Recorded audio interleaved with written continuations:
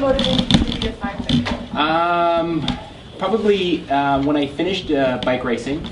I was bike racing in Europe, and when I came home, I had no job, no nothing. So I saw a poster to become a forest firefighter. So when I went into forest firefighting, there was a few people starting to take the courses to become a city firefighter, and I loved the forest firefighting and the people that I was working with. So I started taking the courses through correspondence, and then when I come home after the forestry season, I started getting into it, and I saw what I needed to do, and after a few years I got in. So basically the people that I was working with. Yeah. Why did you be a forest firefighter? It's seasonal, and I wanted a career. And you can do forest firefighting as a career, but you have to go through the ranks and years and stuff. So I really needed a career. I was gonna have a baby. I was married, and I really wanted to stay in one place. With forestry, you're doing a lot of traveling, so you're away from your family a lot. And I had done a lot of traveling with my sports throughout Canada and the States and Europe and stuff, and I just really felt like I was like, I just want to stay in one place. Yeah. Deal with danger on a day-to-day basis? Day-to-day, I wouldn't say, like, I'm not going to glorify it or glamorize the job that I do. So there's some days that I don't deal with danger day-to-day, but for sure, obviously there's going to be days. And just through training, like, we train every single day on scenarios that we're going to come across. With firefighting, it's not just firefighting. 60% of our calls, you got to remember, are first responder calls. So we go to people who are on crack or heroin, and they're swinging glass around and stuff like that, and we're training that too. It's not just firefighting that we're dealing with. So you basically just, with your training, it's just like it's just with your schooling, you do it every single day because you do it, right? What are some of your training exercises that you do? Training, we do like our first aid training, and so you have to keep going with your skills, with your, like, to use a defibrillator to do CPR and all that stuff. We don't do too much bandage work, like, because of the ambulance does that. Like, so if we come across something like that, but we just do a lot of CPR kind of work and that kind of stuff. With our firefighting skills every day that we're practicing using bags to lift cars, hose handling and radio, stuff like that. Just all the kind of stuff that you need to be a firefighter. Right there, yeah. So you said most of your calls are like ambulance calls and things like that? It's about 60%. It's a little bit less, but around 60%. With any fire department, professional fire department in the city, we have, when the ambulance is running short on cars, we go to Delta and Echo calls. So we don't do Alpha Bravo Charlie calls like sprained ankles, things like that. We don't go to that stuff. But if somebody's they're in bad shape, we're going to go to that if they're short of cars, if you know what I mean. So that's why sometimes if you see a neighbor and we roll up and we're getting out and we stay in these kind of clothes, it's a first responder call. So we're trained in that kind of stuff. We can't give drugs. We can't do anything like that. So when you see ambulances and they give needles, like adrenaline and stuff like that, we don't do that. We basically stabilize a patient until the ambulance comes. Okay? So I had another question then. How do you feel when you get an actual firefighting call? Adrenaline. Yeah. Huge adrenaline. It's like the tone comes through at the hall different. Instead of a high-low or a low-high, it just comes in as a straight tone, and you get a shot of adrenaline, and it goes through your body pretty quick.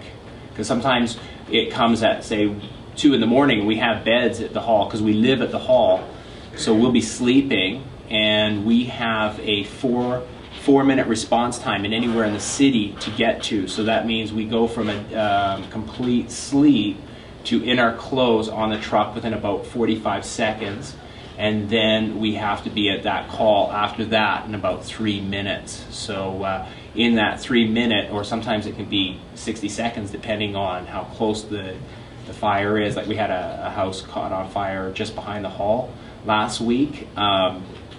We have to be in all our gear within 30 seconds to 2 minutes, depending on how much gear we need. So yeah, it's adrenaline to get ready quick, kind of like if you're late for school and you're looking at the alarm clock and it's way over. Same kind of thing.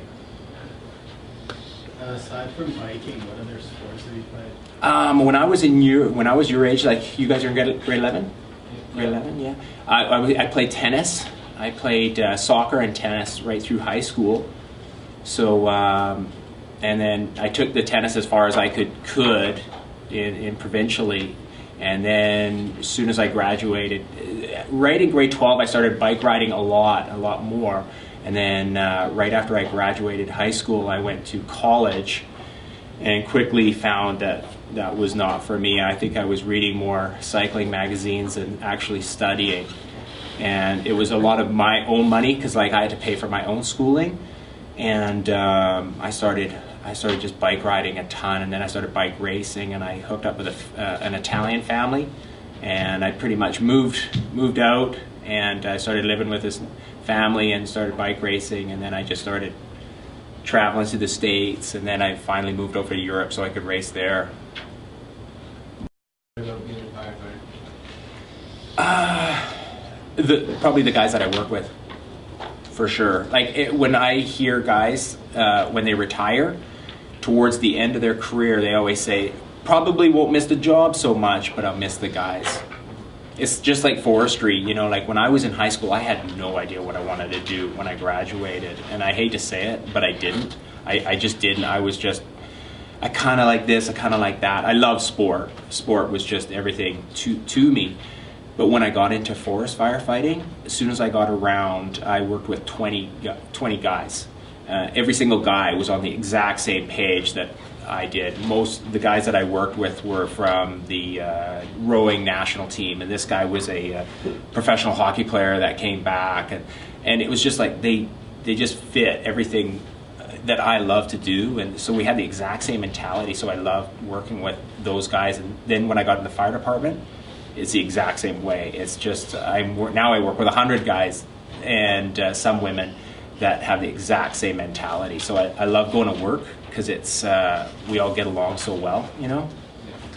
Okay, you've been patient. What type of bike racing was it? Like mountain bike or like road? Road, yeah, just strictly road. Mountain biking was really new when I was doing it. It was just starting to come up. I did a little bit, but mostly just all road. We're here. Yeah. Do you have any techniques for dealing with the adrenaline rush?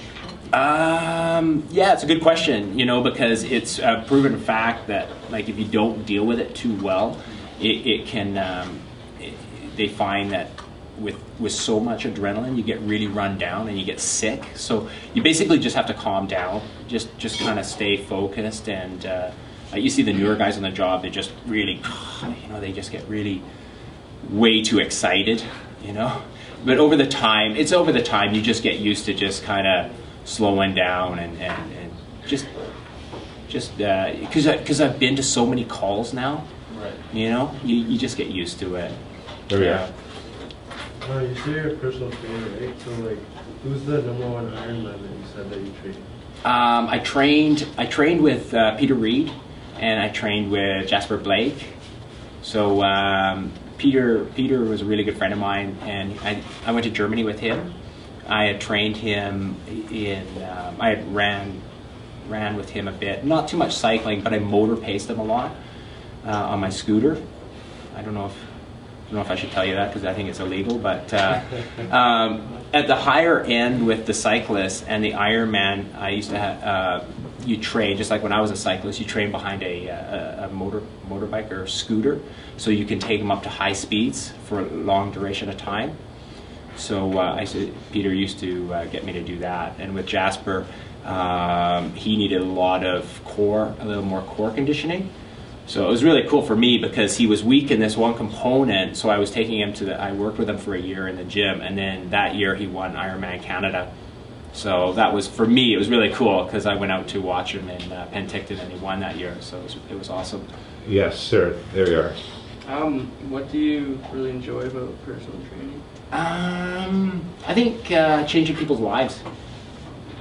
Really, it's like Now, a lot of when I first started personal training, I would take pretty much anybody, like, because it was a new business for my wife and I, so I would just take like everybody. Now I've kind of broken it down into more of the athletes that they're missing maybe one component of their training. They need more balance or more core conditioning or leg strength and stuff. So now I'm working with a few more national team athletes, right from fencers. Like right now I'm working with a fencer that was an Olympian, and she's on the World Cup scene right now. I'm working a lot with her and a few triathletes and Ironmen still. Yeah, so more. I love that, changing their direction of their career, because they're missing maybe one thing that I can see, or they're telling me, and I can hopefully change. You know? How do you find a balance between being a personal trainer and a firefighter? That's a good question, because when I first started, I just kind of went like crazy. You know, like I was just trying to get as many clients as I could, and I have a kid. And I just got so burnt out because I was doing so many clients, and then after a while I just said I got to get a balance. So now it's like I'm picking and choosing who I'm working with. I'm no longer taking somebody who's just trying to get into triathlon. Now I'm taking more specific people. So yeah, that's how I find the balance now. Basically just cutting my hours down of training. Yeah. Mr. Gardner.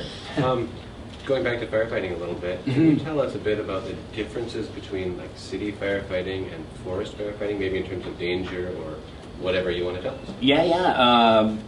Forest firefighting is the fires they come in bunches sometimes, like with lightning strikes, like the storm will come in and you can actually see things coming. So we go from being really quiet, where we're working in the community. With forest firefighting, we have to do community work every day. So we build bridges for people, or docks, or we paint people's homes in the community.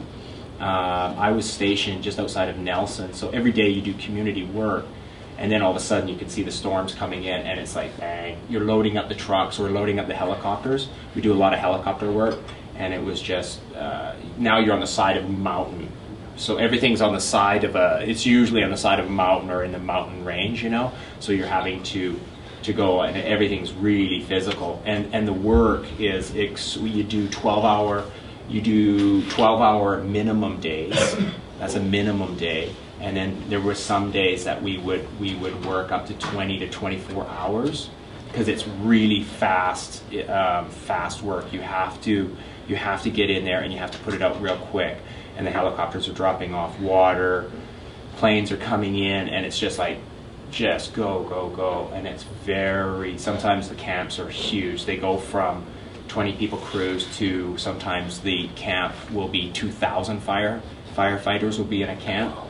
So when you come back from a 12-hour day, you go to a 2,000 person lineup for showers. So usually you end up just kind of showering or bathing in a river, or you just use water bottles to clean yourself. And sometimes you'll be at a fire for 2 weeks. Sometimes you're there just for 4 days. So you get kind of used to just. Whereas city, it's you go from mundane alarm bells at buildings to the guy we had a couple days ago who jumped off Mayfair Mall. So everything changes quickly. You know, you go from silencing alarm bells in an apartment, and then all of a sudden, like 3 minutes later, you're dealing with someone who's been stabbed downtown or something like that. So everything changes so quickly, you know what I mean? What's probably the most dangerous thing that you've experienced when firefighting? City or Anything. We had an apartment fire a few years back, and went into the apartment, and the roof started caving in, and I was in an apartment of the building that the roof started caving in, and I had found myself into a closet at the time. And when roofs start caving in, just like above these ceiling tiles, there's wires, and the wires come down, And I remember coming out and the wires wrapped around my neck and my tank, because you obviously have you have an air tank on, right? And they wrapped around my neck and my tank, and I'm trying to get to my partner. He's trying to get to me, and it's like it's black. It's not like the movies where you can kind of see and you can see a little bit. It's black. You know, you can't see your hand in front of your face unless you have your thermal imaging camera, but not everybody has a thermal imaging camera. So everything's done by feel.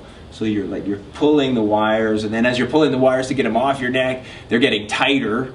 And then he's coming, and now finally he's got the wires from my neck, and he's pulling the wires to get them loose, and now they're getting tighter. So it's like you're just like getting more strangled and stuff. And finally, I just cut them free. But it was bizarre because like I'm trying to get this stuff off, and the roof is more caving in, and it was so surreal because you can actually now start to see the moon through the top of this building because the roof is caving in, and now I'm actually starting to see the outside. Yeah, it was bizarre, but that was probably the most freakiest, where I went into kind of almost like a mini, like not a mini, it was like a maximum panic mode at first, and then I guess kind of went, okay, chill out for a sec. I know I got lots of air. I'm not going to die of lack of air, but it was just kind of like a really freaky situation at first, yeah. Yeah. With all these different hazards, have you ever had one of your buddies get seriously injured or killed? No, I've never had somebody at work get killed on the job. I've had people like injured, guys get injured, like they roll, like we go to a lot of even beach fires, like guys will roll an ankle or snap their ACL, like was at fires and stuff like that. Or sometimes you're dealing with people that are on drugs, and you get punched in the head and stuff like that, and then because we're always dealing with blood, right?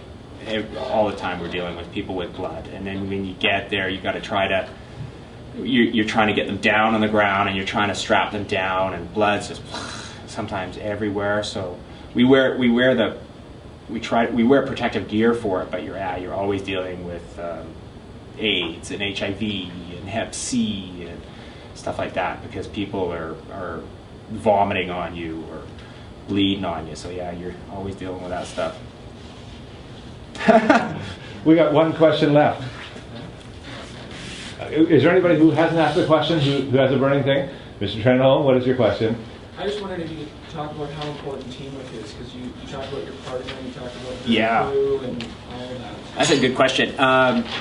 We practice all the time as a team, no matter what. We can't go into a building without another person, or 2 or 3 or 4 or 17, and you're only as good as the person next to you, no matter what. Everything that we do together. So before we go into a scene, we're always checking physically, like grabbing the guy and checking his mask. If you see skin showing, like sometimes you get your gear all ready, and all of a sudden you see a slice of skin showing, it's going to blister, and it does, right? Say sometimes you roll your neck like that and skin shows, it blisters like it doesn't blister like in 20 minutes from now, it blisters like within 20 milliseconds from now. It just, the heat is so incredible that it just goes like right away. So we're always constantly checking each other. So teamwork is massive. Anything that we do, we're always talking, practicing. Right from we get to work, like tonight at 5 o'clock, we do everything as a team. We cook dinner together as a team. One guy will bring all the groceries. We cook the whole meal together as a team. We go down, we wash the truck, we wash it together as a team. We check the truck as a team. Everything is done together, no matter what. So you start to see how you can trust each other. And if one guy breaks that rank of not being a team player for like an instant, they know it pretty quick, because either their bedding's going to be in the freezer, or they're going to get a bucket of water over their head, or their car's jacked up and their tires are taken for the night. Something like that. So they learn pretty quick that they weren't pulling their weight as a team. You ever come across a situation situation where you think like everybody's out of the building and the building's on fire, like in movies or something like that? Oh, totally. And then you know, you have to go back and get somebody else. Yeah, for sure. Some people refuse to leave. We actually have to get the police to get them out. They're like, no way, I'm not coming out, no matter what. Yeah, and we have to. There is an order that we have to get them out physically. Sometimes they're not leaving because they can't find their cat. They're not going to leave because they can't take their fish or something like that. You know what I mean? They are not leaving for nothing. So physically, we have to take them out sometimes. Yeah.